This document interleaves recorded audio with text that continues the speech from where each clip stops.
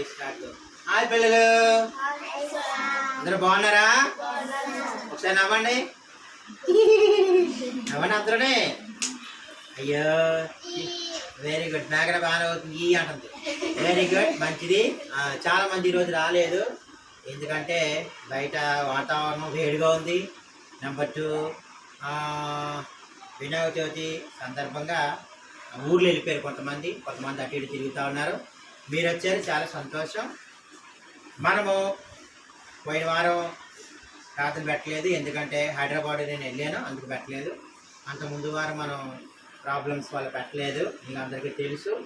అయితే దేవుని కృపను బట్టి మరలా ఈ రీతిగా మన ఇంట్లోనే ప్రార్థన పెట్టుకోవడం దేవుడు సహాయం చేశాడు. మీరందరూ ప్రార్థన చేయండి. ప్రతి ఆదివారము మనకి ప్రార్థన జరగాలి. మనం ట్యూషన్ కూడా చెప్పుకుంటున్నాం కొంతమంది పిల్లలకి, ఏ ఆటంకం లేకుండా ప్రార్థించేది. ఇకపోతే ఇదే నెల సెప్టెంబర్ నెల, ఏ సంవత్సరం? ఓకే, 2024. అంతకుముందు 2012 అంతా చెప్పారు, కంగారులో టెన్షన్స్ వల్ల. 2024వ సంవత్సరం అప్పుడే సెప్టెంబర్ నెలకి మనం వచ్చేసాం, అయిపోతుంది. ఇంకా అక్టోబర్, నవంబర్, డిసెంబర్ 3 నెలల్లో క్రిస్మస్ వచ్చేస్తుంది. మనందరికీ పండగే.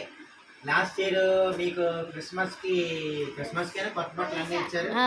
ఈ సంవత్సరం కూడా ప్రార్థన చేయండి, మీ అందరికీ దేవుడు కొత్త బట్టలు దేవుడు ఇచ్చేలాగా ప్రార్థన చేద్దాం, మనందరికీ వస్తాయి. ఇకపోతే మనం బైబిల్ లెసన్స్ ఎక్కడితో స్టాప్ చేసుకున్నామంటే ఆదికాండము 1వ అధ్యాయం మొదలుకొని ఇంచుమించు మనం 22 అధ్యాయాలు పూర్తి చేసుకున్నాం. అంటే ఇస్సాకును అబ్రహాము బలి ఇచ్చుట వరకు కంప్లీట్ చేసుకున్నాం. ఆ తర్వాత ఆగాము. ఆ తర్వాత మరలా న్యూ టెస్ట్మెంట్కి వెళ్ళిపోయాం. పోయిన వారము బుద్ధి గలవాడు బుద్ధి లేనివాడు కోసం నేర్చుకున్నాము. అంత ముందు వారము 5 రొట్టెలు. అంత ముందు వారం ఏం నేర్చుకున్నాం? కానాను పెండ్లి విందులో దేవుడు నీటిని ద్రాక్ష రసంగా ఎలా మార్చాడు అన్నది నేర్చుకున్నాం. అయితే మరలా మన సబ్జెక్ట్ తప్పిపోకూడదు కాబట్టి మరలా ఇస్సాకు తర్వాత ఏమైంది మనం తెలుసుకోవాలి కదా. చాలా మంది అడిగారు, సార్ మరి ఇస్సాకు వరకు మనం నేర్చుకున్నాం, ఇస్సాకు ఇంచుమించు 12 సంవత్సరాల వయసులో నాన్నగారు బలి ఇచ్చారు కదా, మరి ఇస్సాకు పెద్దవాడు అయ్యాడు కదా, పెద్దవాడు అయిన తర్వాత ఇస్సాకు సంగతి ఏంటి అని అడిగారు. అందుకని ఇస్సాకు గురించి నేను మీతో పంచుకోవాలని ఆశపడుతున్నాను. పెద్దవాళ్ళు అయిన తర్వాత తల్లిదండ్రులు పిల్లలకి ఏం చేస్తారు? చదువు అయిపోయింది తర్వాత ఏం చేస్తారు? ఉద్యోగం చేస్తున్నారు తర్వాత ఏం చేస్తారు? పెళ్ళి. Very good. ఎవరు? మన చంద్రకాళ చెప్పింది, చెప్పలు కొట్టండి, కనపడదు. ఓకే, ఎవరైనా చంద్రకాళ చెప్పింది. ఓకే, పెళ్ళి అంటే అందరికి ఇష్టమే కదా, అందరికి ఇష్టమే. ఎందుకంటే పెళ్ళి చేసుకోవాలి, అందరూ పెళ్ళి చేసుకోవాలి. అమ్మాయిలైనా అబ్బాయిలైనా పెద్దవారు అయిన తర్వాత పెళ్లి చేసుకోవాలి. దేవుడు ఆదిలోనే సృష్టి ఆరంభంలోనే ఆదామును అవ్వమ్మను ఒకటిగా చేశాడు. ఓకే, జతపరిచాడు దేవుడు. అప్పటి నుంచి వివాహం అనేది రావడము జరిగింది. ఇకపోతే మరి అబ్రహాముకి ఒకే ఒక కుమారుడు మనం నేర్చుకున్నాం. అతని పేరు ఇస్సాకు అని మనం విన్నాము. అబ్రహాము శారమ్మకి పుట్టిన కుమారుడు ఇస్సాకు అని మనం నేర్చుకున్నాం. ఇస్మాయిల్ వేరే కదా, మనం వేరే నేర్చుకున్నాం కదా, అది పక్కన పెడదాం. అయితే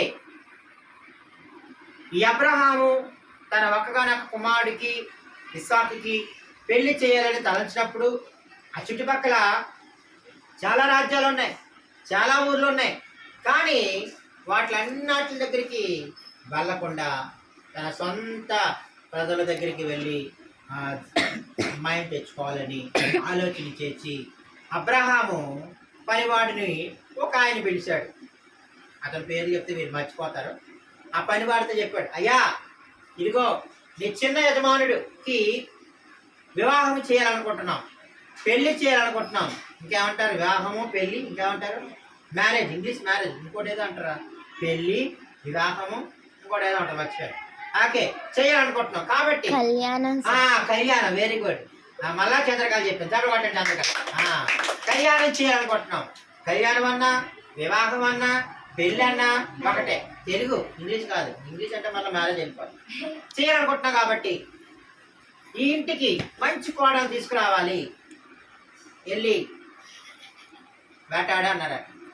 అంటే ఊరి మీద వెళ్ళి నెత్తుకు అనగానే ఆ అబ్రహాము పనివాడు మంచి దాసుడు. ఆ దాసుడు కోడల్ని ఎత్తడానికి కొంచెం బంగారాన్ని, కొంచెం వెండిని, ఆహారాన్ని, మంచినీళ్ళని, ఒక 4-5 పనివారిని, ఒంటెలను తీసుకుని ఆ దినాల్లో ప్రయాణం ఒంటెల మీద చేసేవారు.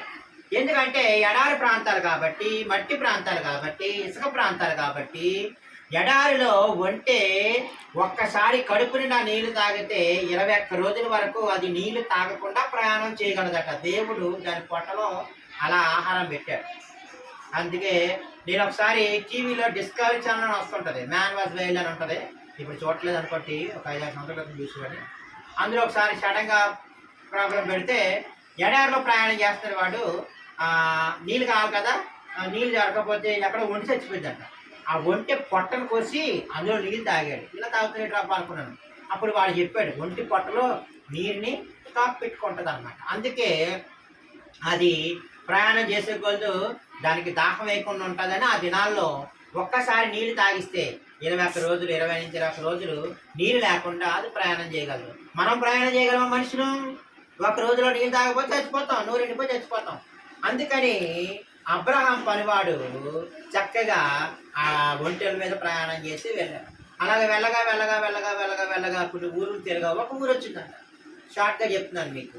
ఆ ఊరు రాగానే ఆ ఊరిలో కొంతమంది అమ్మాయిలు నీరు తోడుకోవడానికి బావుల దగ్గరికి వచ్చారు. దేని దగ్గరికి వచ్చారు?